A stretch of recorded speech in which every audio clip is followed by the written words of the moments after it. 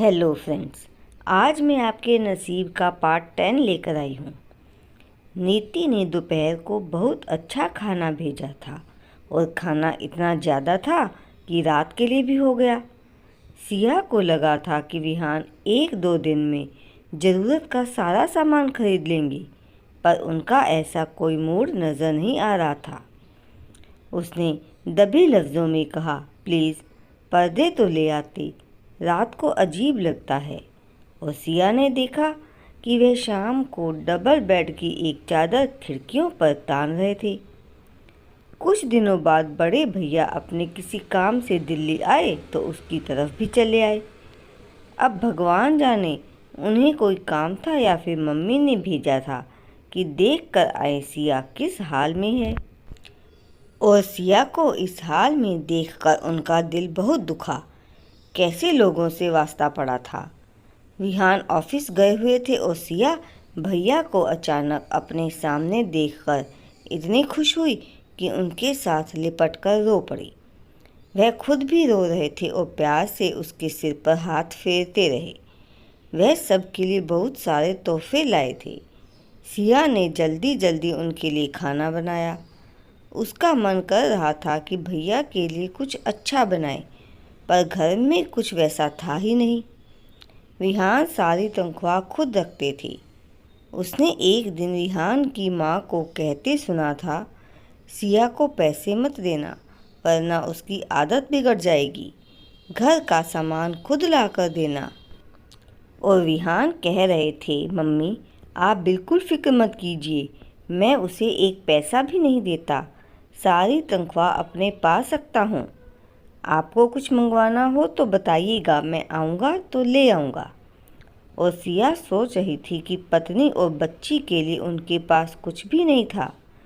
बच्ची के दूध के डब्बे पर हमेशा बोलते थे कि बहुत खर्च होता है, ताज़ा दूध लेना चाहिए, पर ताज़ा दूध और भी महंगा पड़ता था और वो इसके लिए भी तैयार नहीं थे। अब परी को सेरेलेक और दलिया वगैरह की ज़रूरत थी, पर विहान का ख्याल था कि इन सब चीज़ों की कोई ज़रूरत नहीं है।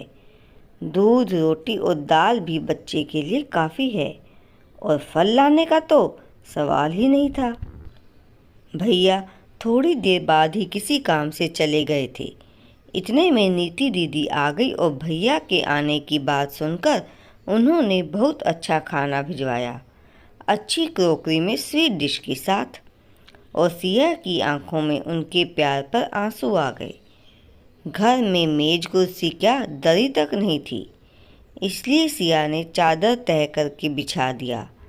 पर 2:30 बजने वाले थे और अभी तक भैया नहीं आए थे।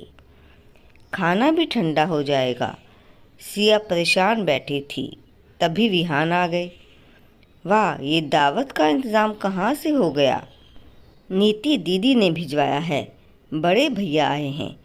सुबह आए थे, फिर ज़रूरी काम का बोलकर चले गए, पर अभी तक आए नहीं। और तभी गाड़ी रुकने की आवाज़ आई। भैया आ गए थे। विहान बहुत खुश होकर मिले और सिया खाने का बर्तन समेटते हुए सोच रही थी कि अभी तो नीति दीदी ने भ्रम रख लिया, पर रात को क्या करेगी। मगर भैया ने खाना खाने के बाद ही कह दिया, रात को खाना बाहर खाएंगे। चलो विहान, मार्केट चलते हैं। चलिए। विहान तुरंत तैयार हो गए और सिया बर्तन समेट कर सो गई। और जब उसकी आंख खोली तो शाम हो गई थी और बाहर सामान से भरा ट्रक खड़ा था। भैया और विहान वह सारा सामान मजदूरों से उतरवाकर घर के अंदर रखवा रहे थे। देखते ही देखते पूरा घर सेट हो गया। ड्राइंग रूम कीमती सामान से सज गया। Double bed, dressing table, sofa, TV सब आ गया। किचन में फ्रिज भैया ने अपने हाथ से लगाया था।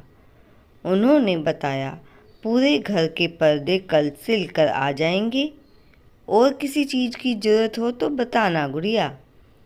और गुड़िया बेहोश होते होते बची। इसका मतलब था सब कुछ भैया खरीद कर लाए थे। उसे लगा था कि विहान खरीद कर लाए हैं और वो ऐसे खुश हो रहे थे कि जैसे सब कुछ खुद खरीद कर लाए हों। सिया ने नफरत से सोचा, गैरत नाम की चीज़ उनमें है भी या नहीं। आज उसे एहसास हो रहा था कि उसके लिए मम्मी पापा ने कितने शौक से सब कुछ खरीदा था। वह सारे जेवर, खूबसूरत क्रॉकरी और तमाम ज़रूरत की चीज़ें जिन्हें सिया ने इस्तेमाल करना तो दूर एक बार देखा तक नहीं था। जेवर पहले ही दिन लॉकर में रख दिए गए थे और वह उनका नाम भी नहीं ले सकती थी। उस रात जब वह लोग खाने के लिए होटल गए तो सिया बिल्कुल चुप चुप सी थी। हाँ, विहान बहुत खुश थी। वह जानती थी कि इस सारी खरीदारी की बात वह मम्मी और भाभी को नहीं बताएंगे। उस रात कितने दिनों बाद वह बेड पर सोई थी, पर गद्दे का नरम बिस्तर उसे कांटों की तरह महसूस हो रहा था। काश विहान आप इतने बेगैरत ना होते। सारा सामान ना सही, पर कुछ तो अपने पैसों से भी खरीदते तो मुझे इतना बुरा नहीं लगता। अब सिया को कम हैसियत में ही जीने की आदत पड़ गई थी, पर भैया ने कोई कसर नहीं छोड़ी थी। घर छोटे बड़े हर सामान से सज गया था और विहान बहुत खुश थे। भैया चले गए थे सिया के पर्स में बड़े बड़े नोट रखकर, और वो रो दी थी। कैसे कैसे बेगैरत लोग होते हैं दुनिया में। उसका दिल नहीं करता था विहान की शक्ल देखने का, पर वो कितनी मजबूर थी। और इन्हीं दिनों में उसे पता चला कि वो फिर से मां बनने वाली है। सिया ने रात में विहान को ये बात बताई तो उसने कोई खास ध्यान नहीं दिया और बताया कि कल मम्मी पापा आ रहे हैं। और यह सुनकर सिया के जिस्म से जैसे जान निकल गई। अभी कुछ दिन पहले ही तो उस जहन्नुम से निकल कर आई थी और वो इतनी जल्दी आ रही थी। जब से भैया ने उसे पैसे दिए थे, विहान ने परी के दूध के लिए पैसे देना बंद कर दिए। सारी रात डर से सिया को नींद नहीं आई और जब वह सुबह उठी तो दर्द से उसका बदन टूट रहा था। पर हैरान तो वो तब हुई जब उसने देखा कि विहान ऑफिस जाने से पहले ढेर सारे सामान लेकर आ गए। पनीर, फ्रोज़न मटर, मशरूम, फल और सब्जियों के साथ और भी बहुत चीज़ें थी। वह बहुत खुश थे। देखो सिया, सारी तैयारियां अच्छे से होनी चाहिए। उनकी खातिर में कोई कमी नहीं होनी चाहिए। बहुत सारी चीज़ें बनानी थी, इसलिए वह सुबह से ही किचन में लग गई। नीति दीदी ने भी उसकी बहुत मदद की और जब शाम को सब लोग आए तो अंदर ही अंदर सिया का दिल डूब रहा था। हालांकि हर चीज़ बिल्कुल ठीक थी, फिर भी वो डर रही थी कि जाने किस बात पर विहान की माँ को गुस्सा आ जाए। कुछ दिन पहले सिया ने विहान से कहा था कि एक रूम हीटर ले आएं, परी को ठंड लगती है, पर विहान ने साफ मना कर दिया कि रजाई उड़ा दो, हीटर नहीं आएगा। मेरे पास फालतू पैसे नहीं हैं। पर जब विहान की माँ ने कहा कि बहुत ठंड है, लगता है रात को बारिश होगी, तो बगैर बोले ही थोड़ी देर के लिए बाहर चले गए और जब वापस आए तो रूम हीटर के साथ एक टोली भी लेकर आ गए। सिया को बहुत दुख हुआ। इतनी ठंड में बच्ची की चिंता नहीं थी, पत्नी का ख्याल नहीं था, पर माँ के लिए इतनी चिंता।